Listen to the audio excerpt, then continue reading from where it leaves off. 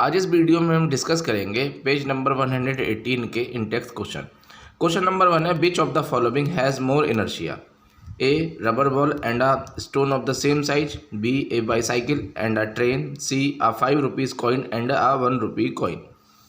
Question number 1 के अंदर हमें ए बी सी 3 पार्ट दे रखे हैं, हमें बताना है इन तीनों में किसका इनर्शिया ज़्यादा है।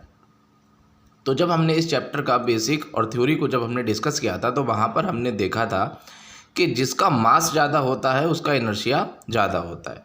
तो क्वेश्चन में पढ़ते ही हमें पता लग जाएगा किसका इनर्शिया ज़्यादा है। तो अगर a rubber ball and a stone of same size, तो स्टोन इसका मास ज़्यादा है, तो रबर बॉल से ज़्यादा इनर्शिया किसका होगा? स्टोन का। तो फर्स्ट वाले का आंसर है स्टोन। सेकंड हमारा B a bicycle and a train, एक साइकिल और एक ट्रेन में किसका इनर्शिया ज़्यादा होगा? तो मास किसका ज़्यादा है? ट्रेन का, तो ट्रेन का इनर्शिया ज़्यादा होगा।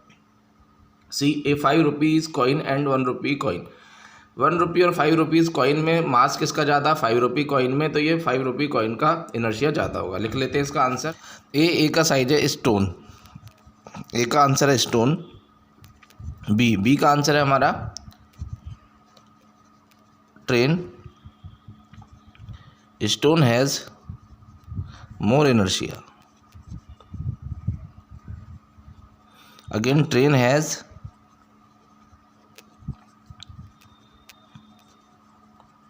मोर इनर्शिया। और सी है हमारा 5 रुपी कॉइन और 1 रुपी कॉइन, तो 5 रुपी कॉइन का इनर्शिया ज़्यादा होगा। तो 5 रुपी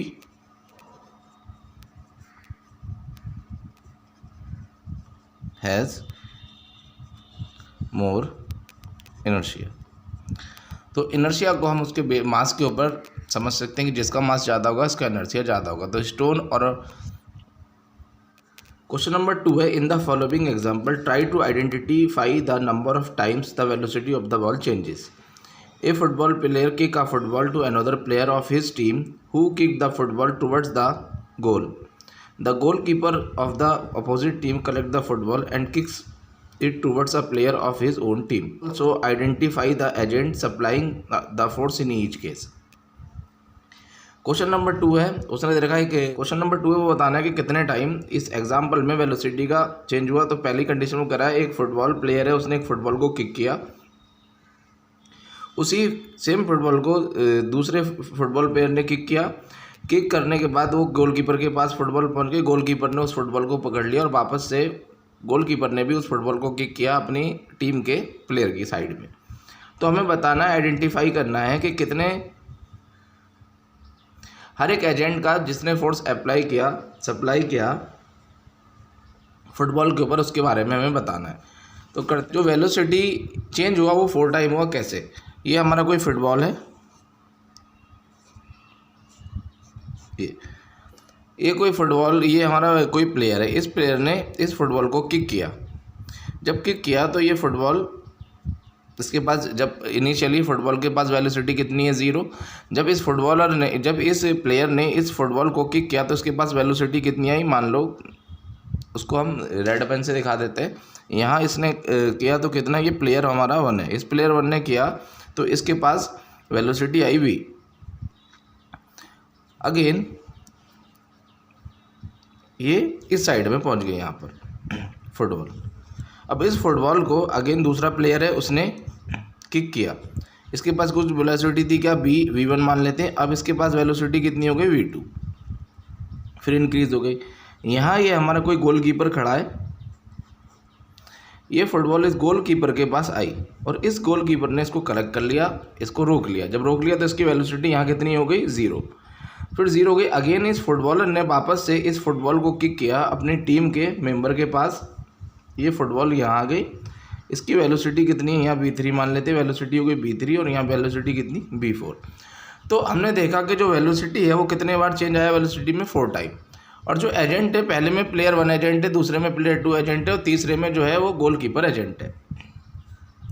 तो हम लिख सकते हैं कि जब फुटबॉल ग्राउंड में रखी होगी तब उसकी वेलोसिटी कितनी? 0। फिर एक फुटबॉल प्लेयर ने उसको किक किया तो उसके पास कुछ वेलोसिटी आई, फुटबॉल पहुंच गई यहाँ। अगेन उस बॉल को दूसरे प्लेयर ने किक किया तो उसकी वेलोसिटी बढ़ गई होगी, जब बढ़ी तो उसकी वेलोसिटी कुछ और होगी। फिर वो गोलकीपर के पास गई और गोलकीपर ने उस फुटबॉल को कलेक्ट कर लिया, यानी पकड़ लिया। जब गोलकीपर ने उस फुटबॉल को कलेक्ट किया तो उसने उसको पकड़ लिया, यानी फुटबॉल की जो मोशन में थी वो क्या हो गई, रुक गई, रेस्ट में आ गई। जब रेस्ट में आ गई तो उस टाइम वेलोसिटी कितनी, 0। फिर अगेन इस फुटबॉल को इस गोलकीपर ने किक किया तो वापस से इसके पास कुछ ना कुछ वेलोसिटी आई, तो कितना, b4।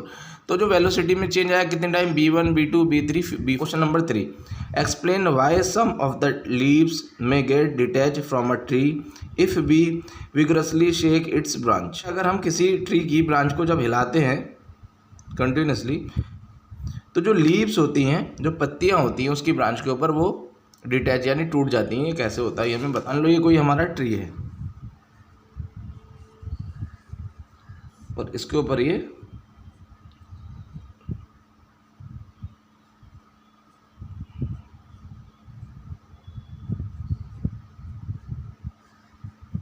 ये लीव्स हैं और ये क्या है, एक ब्रांच है।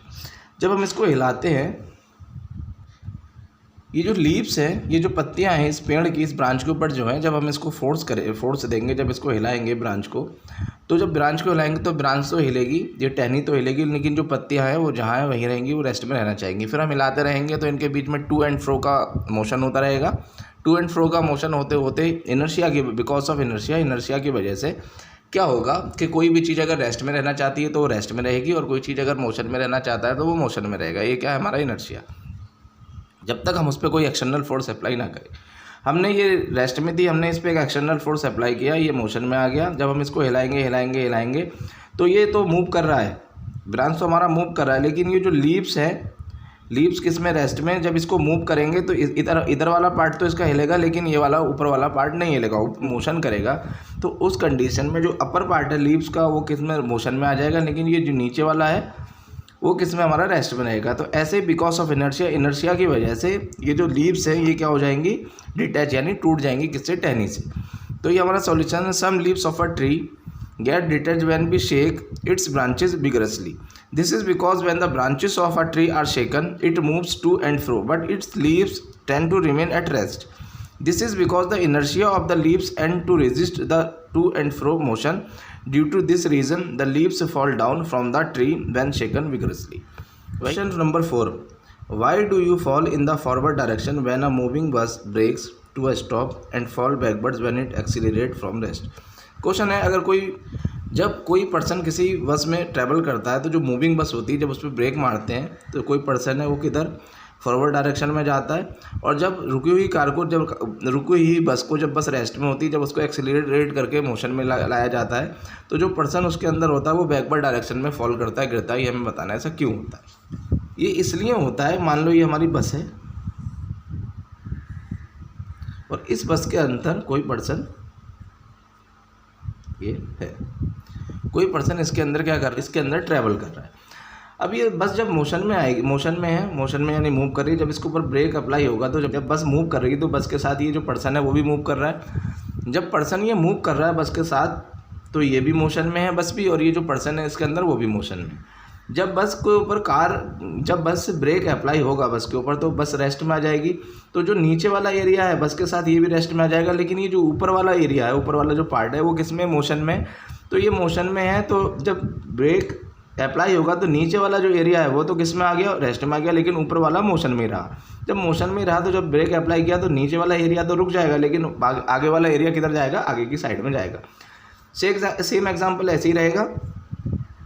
बस रुकी हुई है तो ये पर्सन भी बस रेस्ट में, तो ये पर्सन भी किस में, रेस्ट में। जब बस चलना स्टार्ट होगी तो ये ऊपर नीचे वाला एरिया किस में, मोशन में आएगा, लेकिन ऊपर वाला एरिया रेस्ट में, तो वो रेस्ट में ही रहेगा, और इस वजह से ये किधर, बैकवर्ड डायरेक्शन में जाएगा। तो इसका सॉल्यूशन है, इन a moving bus a passenger moves with the bus as the driver applies the brake, bus comes to rest but the passenger tries to maintain his state of motion. As a result a forward force is exerted on him.